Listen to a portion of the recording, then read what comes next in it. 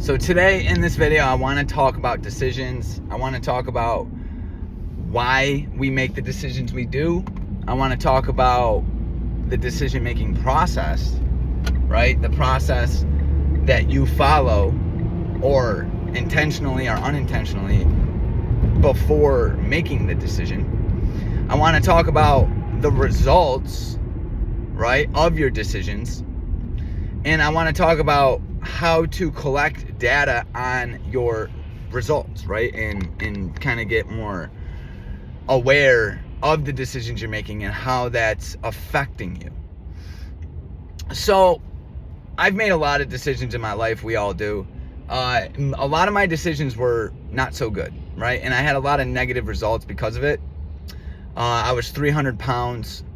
I was addicted to drugs, prescription medication, anxiety medication. I mean, the whole 9 yards. I was a convicted felon for drug charges. And, you know, I've made a lot of decisions in my life, right? And I was ignorant to a lot of information, right? And this all boils down to ignorance and awareness. You're either aware of what you should be doing, or you're ignorant to what you should be doing, or you're just struggling. Maybe you're not aware of the process, right? Maybe you're not aware of how important decisions are. Maybe you're not aware that you have as much control as you do. See, a lot of people point fingers, and, you know, there's a lot of victim mentality going around nowadays. And, you know, the victim mentality is going to cost you way more than you think. You know, it makes sense maybe as a child to blame other things and other, you know, contributing factors. But the moment you realize that you hold the power to your life, your decisions, you'll start to realize that you can actually change a lot more than you can. You can control a lot more than you can. Once you take that power and you realize, you know, I'm here where I am today based off the decisions I made, and I can change that. So fast forward, right? I get clean, I get in fantastic shape, I lose tons of weight. You know, I start making better decisions. It all started with realizing that my result was not good, right? I was 300 pounds, I was walking to a new job, and I was 28 years old. I had a 3-year-old daughter. I was facing a felony conviction drug charge. And I'm like, how did I end up here? So I finally decided, all right, it was during COVID, that these things had to change. I can no longer live this way.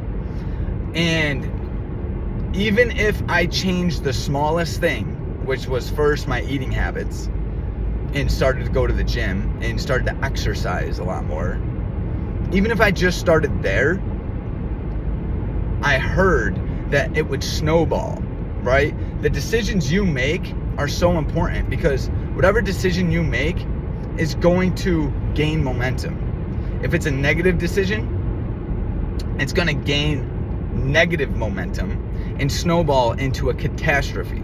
If it's a positive decision, it's going to have a positive snowball effect and gain positive momentum, and it's going to snowball into a miracle, something beautiful, something creative, something profitable.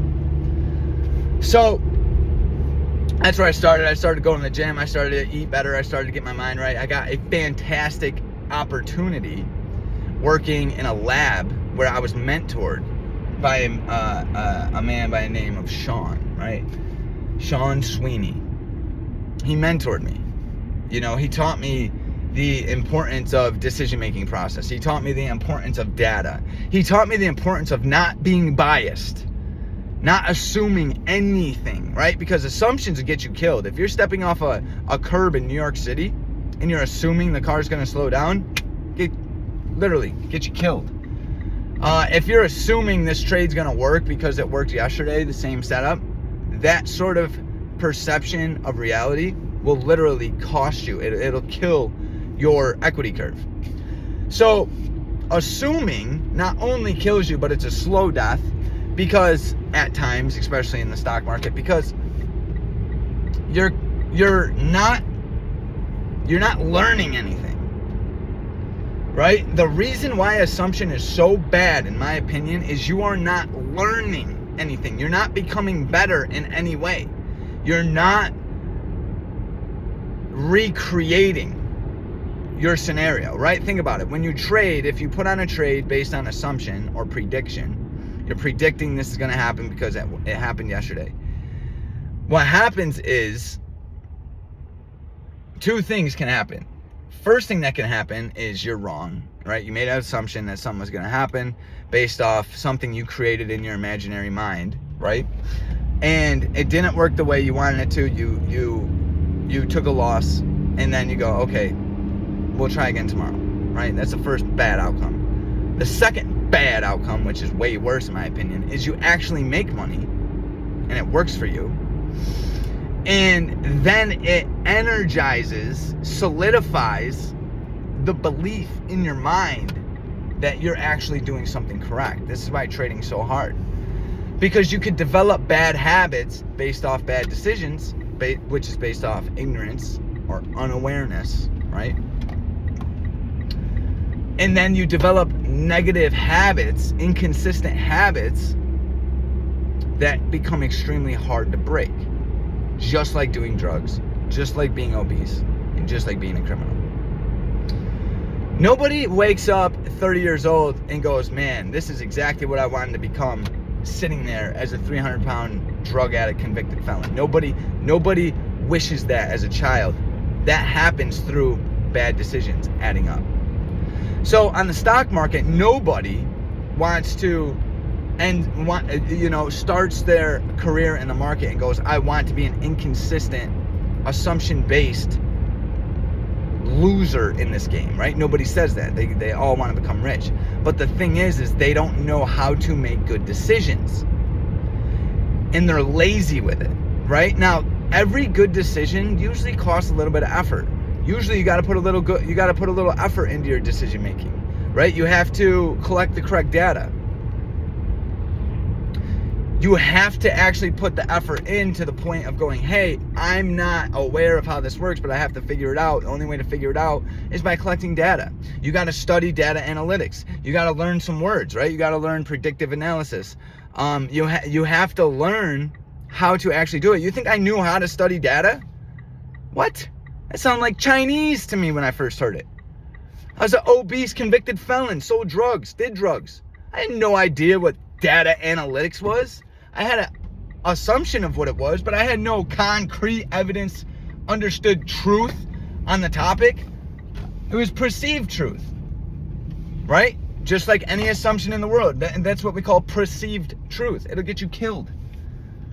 So, I could keep going on all this forever, but, the moral of the story and the reason why I wanted to do this and talk about this today is you are where you are right now based on the decisions you made 6 months ago, 5 months ago, or maybe even longer than that. You have to start making better decisions. To make better decisions, to make better decisions, you need more knowledge. Talk to the trader, right? There's two types of traders. There's the trader that makes no consistent money, right? And who makes decisions based off assumptions.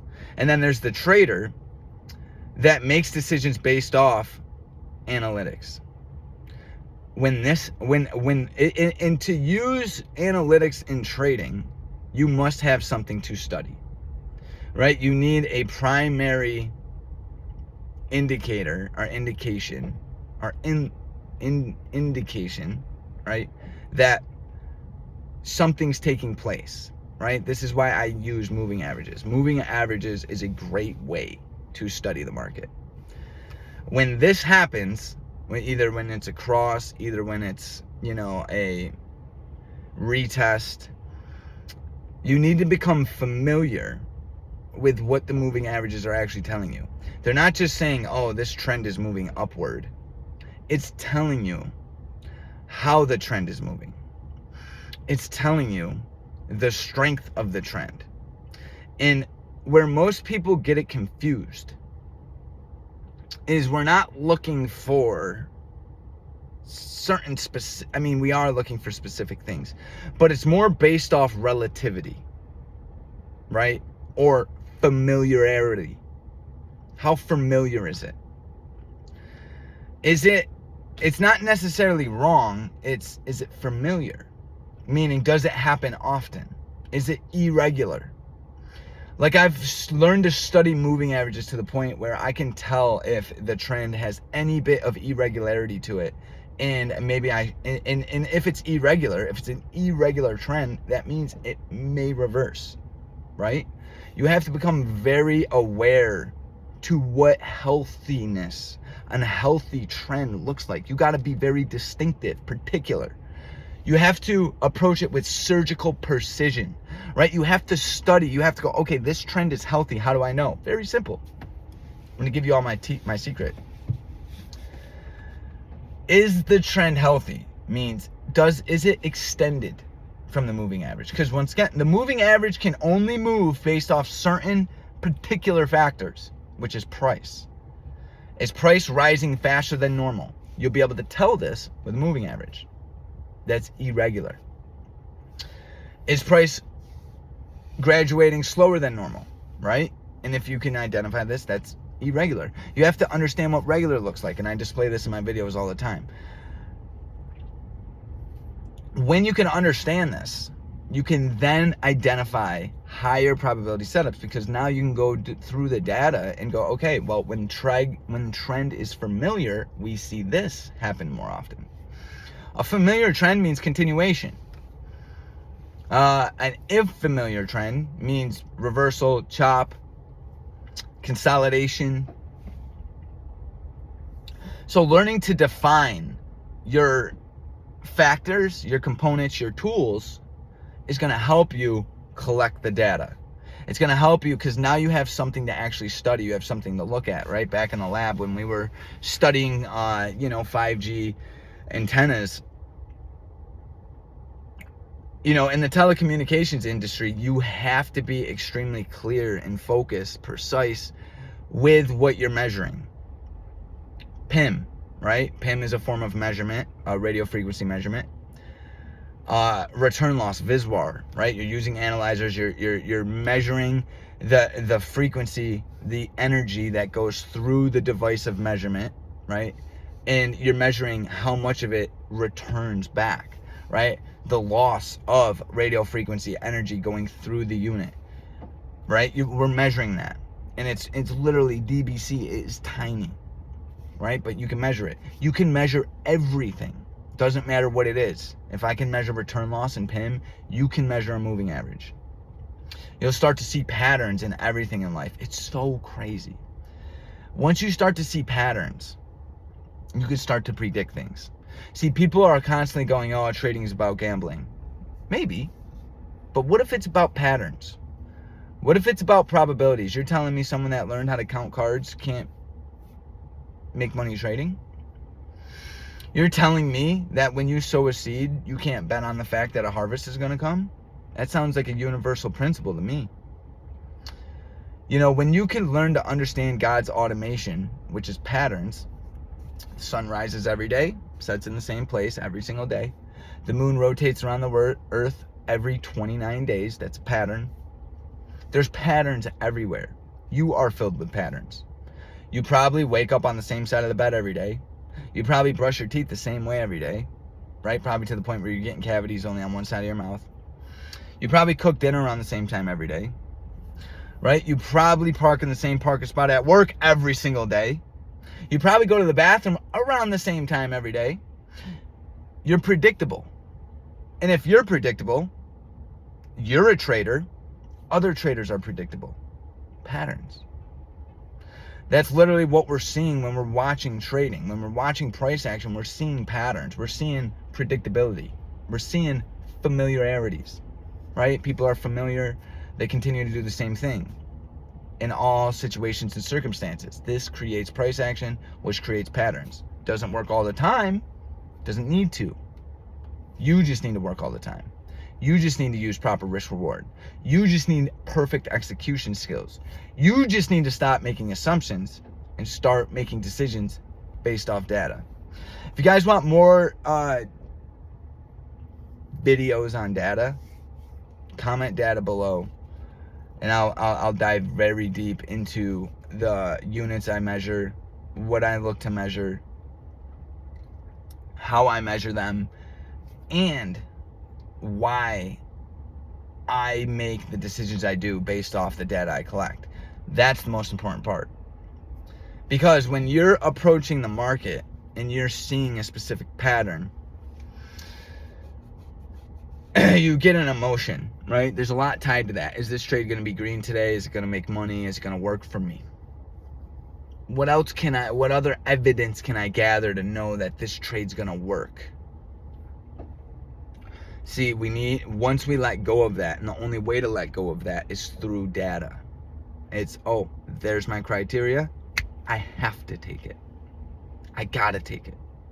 Not, oh, I want to. Not, oh, what if this happens? It's even if this happens, the data tells me it happens 70% of the time, so I will do it. All right? Love this topic. I can go on it forever, guys, but I love you. Appreciate all the love and support. Anyone that wants to join our team, you already know what to do. Click the links below. High Performance Trader was founded off data analytics, trading metrics, developing metrics to measure.